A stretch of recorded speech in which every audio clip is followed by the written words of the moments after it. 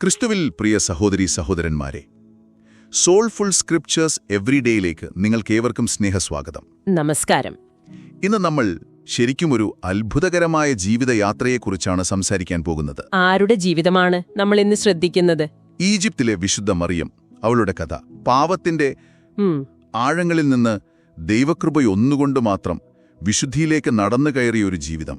അതെ അതെ, മാനസാന്തരത്തിലേക്കുള്ളൊരു വലിയ വിളിയാണല്ലേ അവളുടെ ജീവിതം. തീർച്ചയായും കർത്താവ് പറഞ്ഞതുപോലെ നീതിമാന്മാരെ അല്ല, പാപികളെ വിളിക്കാനാണ് വന്നതെന്ന്. ശരിയാണ്. ലൂക്കോസ് 5:32 നമ്മളത് വായിക്കുന്നുണ്ട്. എത്ര വഴിതെറ്റിപ്പോയ ഒരാളെയും ദൈവത്തിന്റെ സ്നേഹത്തിന് ആ കൃപയ്ക്ക് മാറ്റിയെടുക്കാൻ പറ്റും. അതിനൊരു ഉദാഹരണമാണ് മറിയം. ജീവിക്കുന്ന സാക്ഷ്യം തന്നെ. അവളുടെ ജീവിതത്തിലേക്കൊന്ന് നോക്കിയാൽ വെറും 12 വയസ്സിലാണ് അവൾ വീട് വിട്ടിറങ്ങുന്നത്. എന്നിട്ട് അലക്സാൻഡ്രിയ എന്ന വലിയ നഗരത്തിലെത്തുന്നു. അവിടെ പിന്നെ ഏകദേശം ഒരു 17 വർഷം. 17 വർഷം? അതെ, ജഡികാസക്തിക്കടിമപ്പെട്ട ഒരു ജീവിതം. പണത്തിനു വേണ്ടി പോലും അല്ലായിരുന്നു അത്.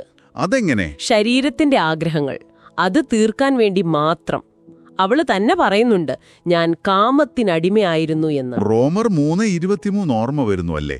എല്ലാവരും പാപം ചെയ്ത് ദൈവമഹത്വത്തിൽ നിന്ന് അകന്നുപോയി. കൃത്യമായി. അവളുടെ ജീവിതത്തിൽ അത് വളരെ വ്യക്തമായിരുന്നു. അങ്ങനെ ഇരിക്കെയാണ് ഒരു മാറ്റം വരുന്നത്. എന്താണത്? ഒരു ദിവസം ജെറുസലേമിലേക്ക് പോകുന്ന കുറച്ച് തീർത്ഥാടകരെ അവൾ കണ്ടു. അവൾ അവരുടെ കൂടെ കൂടി. പക്ഷേ ഈ പറഞ്ഞ പോലെ ഭക്തി കൊണ്ടോ പുണ്യം നേടാനോ ഒന്നുമല്ല. പിന്നെയോ? ഒരു സാഹസികത, പുതിയ ആൾക്കാര്, പുതിയ സ്ഥലങ്ങൾ, അങ്ങനെ. ഓക്കേ, എന്നിട്ട് ജെറൂസലേമിലെത്തി.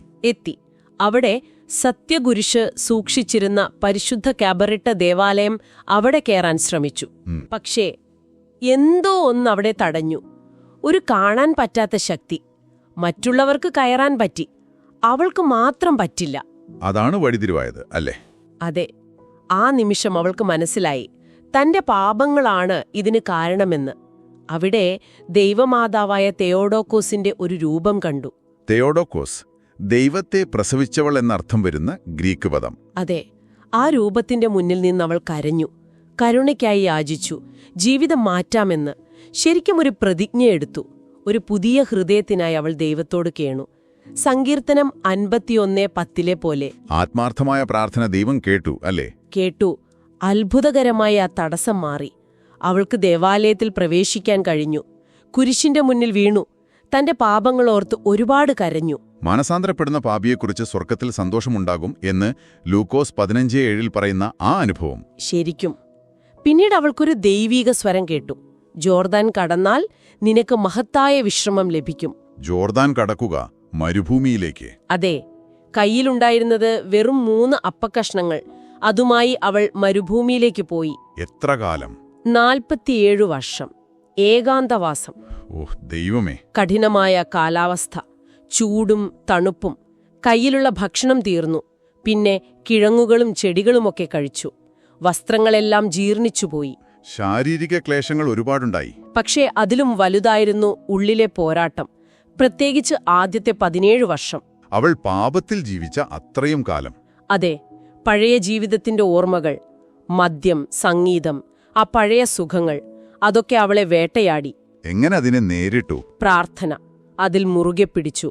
സങ്കീർത്തനം 63:1 പറയുന്നതുപോലെ വരണ്ട ഭൂമിയിൽ ദൈവത്തിനായി ദാഹിച്ചു. ഉപവാസം, കണ്ണുനീർ, നിരന്തരമായ പ്രാർത്ഥന. അങ്ങനെയാണ് ആ പ്രലോഭനങ്ങളെ അതിജീവിച്ചത്. ദൈവകൃപ അവളെ ശുദ്ധീകരിച്ചു. പൂർണ്ണമായി. അവളൊരു വിശുദ്ധയായി മാറി. തിരുവെഴുത്തുകളൊക്കെ ഹൃദിസ്ഥമാക്കി. ദിവ്യജ്ഞാനം നേടി. ഫിലിപ്പിയർ 4:13 ക്രിസ്തുവിലൂടെ എല്ലാം ചെയ്യാൻ സാധിക്കുമെന്ന സത്യം അവൾ അനുഭവിച്ചു. പിന്നീട് സോസിമാസ് എന്ന സന്യാസി അവളെ കണ്ടുമുട്ടുന്നു അല്ലേ? അല്ലേ. അവളുടെ അവസാന നാളുകളിൽ ദൈവം അദ്ദേഹത്തെ അങ്ങോട്ട് അയച്ചതാണ്. അദ്ദേഹം കണ്ടപ്പോൾ ശോഷിച്ച ശരീരം, വെളുത്ത മുടി. അദ്ദേഹം തന്റെ മേലങ്കി അവൾക്ക് കൊടുത്തു. അത്ഭുതമെന്ന് പറയട്ടെ, അവൾക്ക് അദ്ദേഹത്തിന്റെ പേരറിയാമായിരുന്നു. സോസിമാസ് എന്ന് വിളിച്ചു. ദിവ്യജ്ഞാനം. അതെ. അവൾ തന്റെ കഥ പറഞ്ഞു. അടുത്ത വർഷം വിശുദ്ധ കുർബാന കൊണ്ടുവരാൻ ആവശ്യപ്പെട്ടു. സോസിമാസ് വീണ്ടും വന്നു. അപ്പോഴുണ്ടായ അത്ഭുതം എന്താണെന്ന് വെച്ചാൽ, അവൾ ജോർദാൻ നദിക്ക് മുകളിലൂടെ നടന്ന് അദ്ദേഹത്തിന്റെ അടുത്തേക്ക് വന്നു. നടന്നു വന്നോ ദൈവമേ? എന്നിട്ട് വിശുദ്ധ കുർബാന സ്വീകരിച്ചു. അവളുടെ വിശുദ്ധിക്ക് ഇതിലും വലിയ എന്തു തെളിവ് വേണം? ശരിയാണ്. വീണ്ടും വരാൻ ആവശ്യപ്പെട്ടോ? ആവശ്യപ്പെട്ടു. പക്ഷേ അടുത്ത വർഷം സോസിമാസ് എത്തിയപ്പോൾ കണ്ടത് അവളുടെ മൃതശരീരമാണ്. നിത്യനിദ്ര പ്രാപിച്ചു. അതെ. അടുത്ത ഒരു കുറിപ്പുണ്ടായിരുന്നു. പാപിനിയായ മറിയം നിദ്ര പ്രാപിച്ചു. അവളുടെ ശരീരം അടക്കം ചെയ്യാൻ ഒരു സിംഹം വന്ന് സഹായിച്ചു എന്നും പറയുന്നുണ്ട്. 1 കൊരിന്ത്യർ 1:27 ലോകത്തിന്റെ ഭോഷത്വമായതിനെ ദൈവം തിരഞ്ഞെടുത്തു. അതെ സഹോദരങ്ങളെ, ഈ ജീവിതം നമുക്കൊരു കണ്ണാടിയാണ്, ഒരു വെല്ലുവിളിയാണ്. ആരും എത്ര വലിയ പാപിയാണെങ്കിലും ദൈവത്തിന്റെ കരുണയ്ക്ക് പുറത്തല്ല. നമ്മുടെ പാപങ്ങൾ എത്ര വലുതാണെങ്കിലും ദൈവത്തിന്റെ ദയ അതിലും വലുതാണ്. തീർച്ചയായും. 1 യോഹന്നാൻ 1:9 ഓർക്കുക, പാപങ്ങൾ ഏറ്റുപറഞ്ഞാൽ അവൻ വിശ്വസ്തനും നീതിമാനുമാകയാൽ നമ്മോട് ക്ഷമിക്കും. നമ്മൾ വലിയ നോമ്പുകാലത്തിലെ 5-ാം ഞായറാഴ്ചയും ഏപ്രിൽ 1-ന് അവളുടെ തിരുനാൾ ദിനത്തിലും അവളെ ഓർക്കുന്നു. അതെ, നമ്മുടെ ആത്മാവിന്റെ മരുഭൂമിയിലേക്ക് പോകാൻ, ഉപവസിക്കാൻ, പ്രാർത്ഥിക്കാൻ, മാനസാന്തരപ്പെടാൻ അവളുടെ ജീവിതം നമ്മെ പ്രചോദിപ്പിക്കട്ടെ. കരുണയുള്ള ദൈവമേ, സകലരുടെയും പിതാവേ, പാപികളെ മാനസാന്തരത്തിലേക്ക് വിളിക്കുന്നവനെ, ഈജിപ്തിലെ വിശുദ്ധ മറിയത്തിന്റെ ജീവിതത്താൽ പ്രചോദിതരായി ഞങ്ങൾ അങ്ങയുടെ സന്നിധിയിൽ വരുന്നു. പാപത്തിന്റെ ആഴങ്ങളിലും അങ്ങ് അവളെ കൈവിട്ടില്ലല്ലോ കർത്താവേ. പരിശുദ്ധ ദേവമാതാവിന്റെ മധ്യസ്ഥതയാൽ അങ്ങ് അവൾക്ക് മാനസാന്തരത്തിന്റെ വാതിൽ തുറന്നുകൊടുത്തു. അങ്ങയുടെ അളവറ്റ കരുണയ്ക്ക് ഞങ്ങൾ നന്ദി പറയുന്നു. കർത്താവേ, ഞങ്ങളുടെ പാപങ്ങളെയും ബലഹീനതകളെയും ഞങ്ങൾ ഏറ്റുപറയുന്നു. ഞങ്ങളുടെ തെറ്റായ വഴികളിൽ നിന്ന് തിരിഞ്ഞ് ഹൃദയത്തിന്റെ നിശബ്ദതയിൽ അങ്ങയെ തേടാൻ ഞങ്ങൾക്ക് ധൈര്യം നൽകണമേ. പ്രലോഭനങ്ങളെ നേരിടാൻ ഞങ്ങളെ ശക്തരാക്കണമേ. വരണ്ട ഞങ്ങളുടെ ആത്മാവിൽ അങ്ങയുടെ കൃപയാൽ ദാഹം ശമിപ്പിക്കണമേ. വിശ്വാസത്തിന്റെ ഓട്ടം പൂർത്തിയാക്കാൻ വിശുദ്ധ മറിയത്തിന്റെ മാതൃക ഞങ്ങളെ സഹായിക്കട്ടെ. അവളുടെ മധ്യസ്ഥതയാൽ ഞങ്ങളോട് കരുണയുണ്ടാകണമേ. പിതാവിനും പുത്രനും പരിശുദ്ധാത്മാവിനും സ്തുതി, ഇപ്പോഴും എപ്പോഴും എന്നേക്കും. ആമീൻ. ഈ ധ്യാനം ശ്രവിച്ച നിങ്ങൾക്കേവർക്കും നന്ദി. നിങ്ങളുടെ വിശ്വാസ അനുഭവങ്ങൾ, സാക്ഷ്യങ്ങളൊക്കെ ഞങ്ങളുമായി പങ്കുവയ്ക്കാൻ ആഗ്രഹമുണ്ടെങ്കിൽ soulfulscriptureseveryday@gmail.com എന്ന വിലാസത്തിലേക്ക് അയക്കാവുന്നതാണ്. അതെ, തിരഞ്ഞെടുക്കുന്ന സാക്ഷ്യങ്ങൾ ഞങ്ങൾ വരും ദിവസങ്ങളിൽ പങ്കുവയ്ക്കുന്നതായിരിക്കും. ദൈവം നിങ്ങളെ എല്ലാവരെയും സമൃദ്ധമായി അനുഗ്രഹിക്കട്ടെ.